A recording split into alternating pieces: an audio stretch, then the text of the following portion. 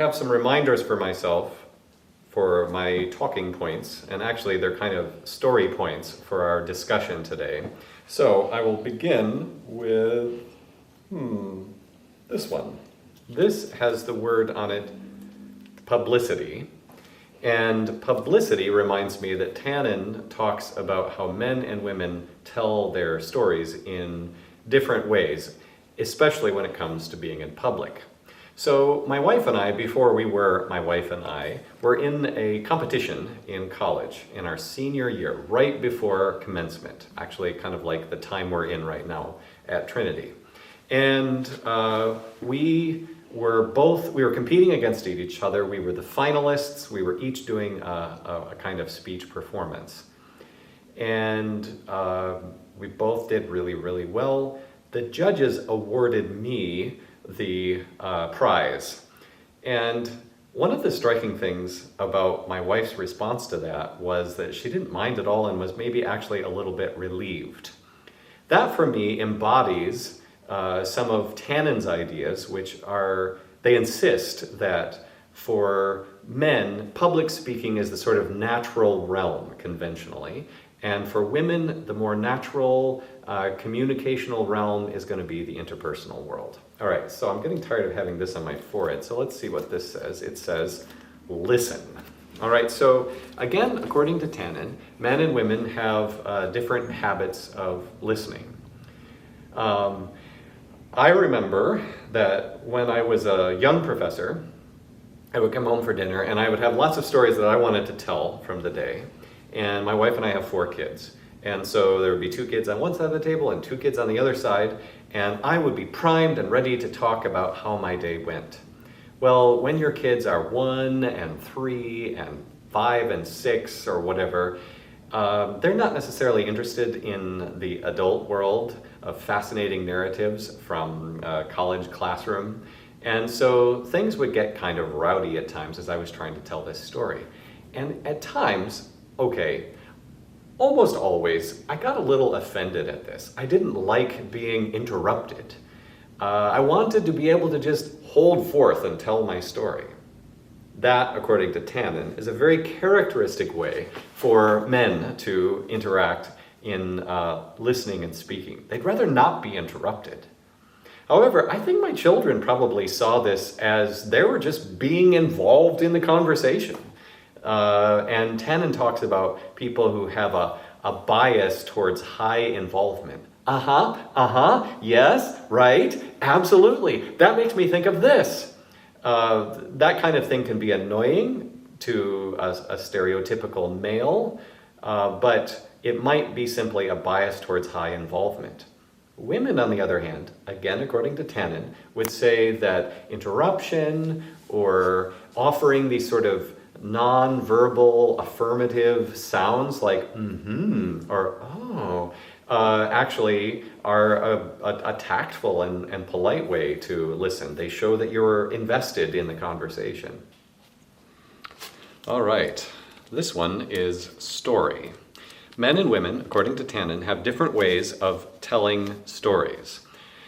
Conventionally, when the man tells a story, he makes himself the hero. So I have actually a little bit of a reversal of this. I have a brother-in-law who likes to tell stories about his marriage, and they're usually kind of complaining stories in a sort of jokey and hilarious fashion.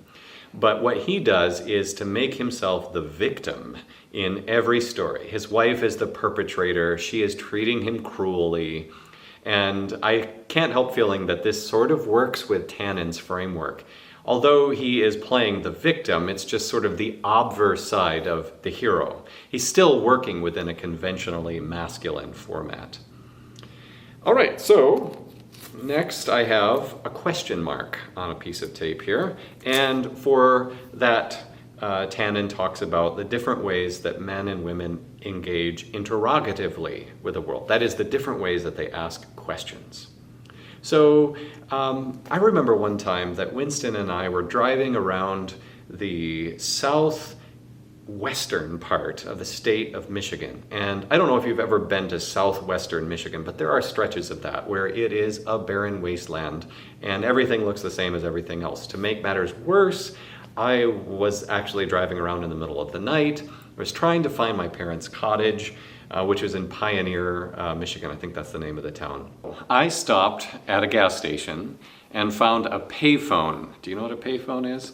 And I called a relative who knows his way around Michigan and asked for directions. This was before GPS and the sort of conveniences we have today.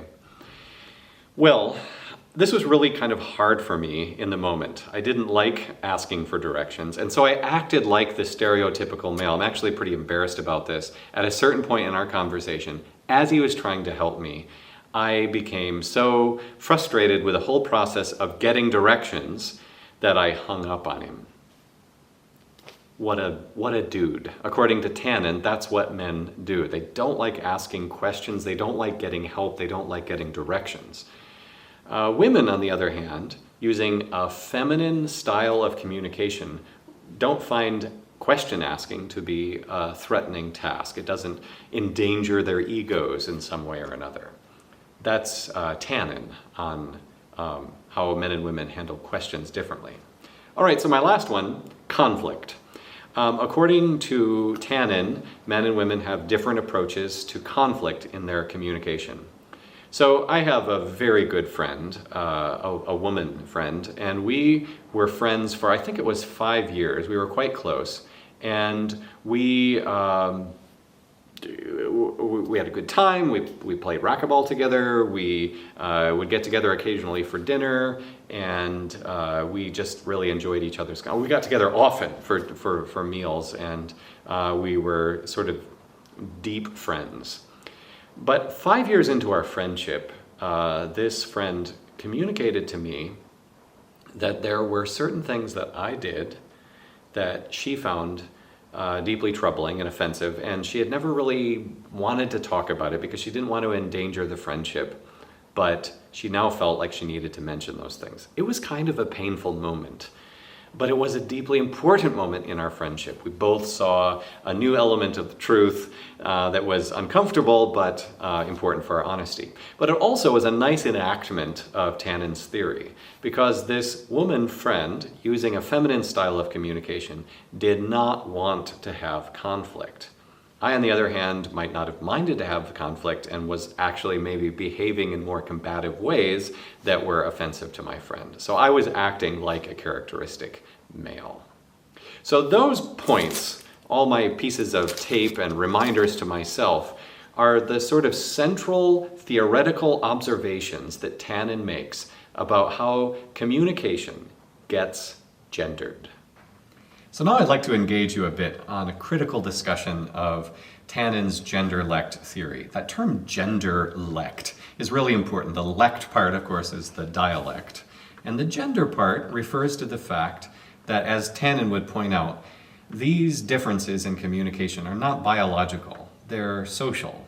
We're socialized to speak in a certain way, as men or as women. There are sort of rules for how males are supposed to speak, and there are rules for how females are supposed to speak. That's what she means by we're socialized in this. It's not hooked into biology, she wants to assure us. However, you notice that the terms I just used are problematic. I said males and females. Those are biological terms. When we speak of a male of the species, we're referring to a physiological difference. When we speak of a female, we're speaking of a physiological distinction. So a better way to think about this is to talk about feminine styles of communication and masculine styles of communication. And Tannen isn't always careful. Sometimes she talks about men and women, males and females, and sometimes about masculine and feminine. When she speaks about how men communicate or how women communicate, sometimes critics get frustrated with her because she is doing what is called essentializing. There is an essential male way of communicating. There's an essentially female way of communicating. And that frustrates critics, quite understandably. First of all, there is a great variability in the way men and women communicate, even within their own sexes. You're familiar, of course, with the distinction between gender as referring to something socially constructed and sex as referring to something physiologically distinguished. But even within the genders, men and women communicate in vastly different ways.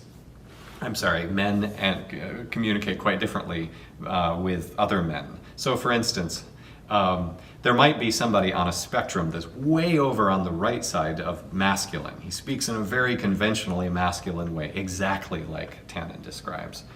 And there might be another man, still a dude, but he speaks way over on the other side of the spectrum. He speaks in a much more feminine style.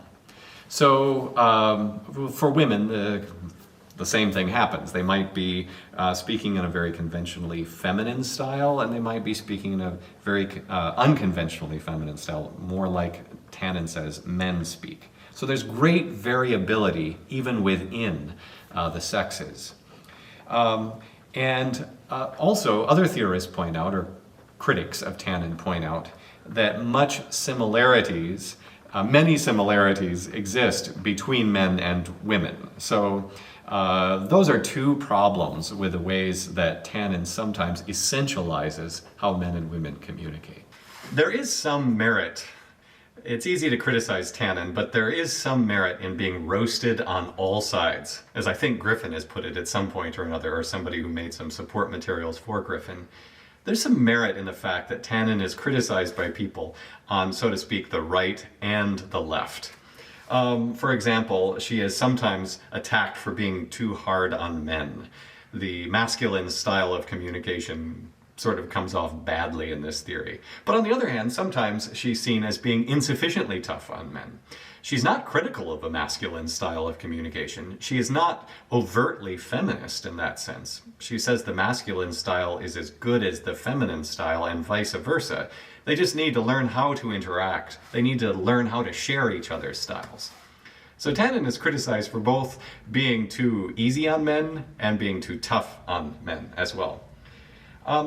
It's maybe a good idea not to condemn her for the variety of responses she evokes, but instead to say, hey, Tannen gets a rise out of a lot of people. She starts a lot of conversations. She is one of the few communication theorists to sort of make it into the big time and be seen sort of all over the place. Her theory has a lot of popular cachet. I wonder if, though, in conclusion, you understand how Tannen's theory could be a self-fulfilling prophecy. For the very fact that she is so popular, because there are so many books out there that kind of work with this sort of men are from Mars, women are from Venus idea, this description of how men and women communicate could become a prescription. The is could become an ought, and Tannen's genderlect could become a self-fulfilling prophecy.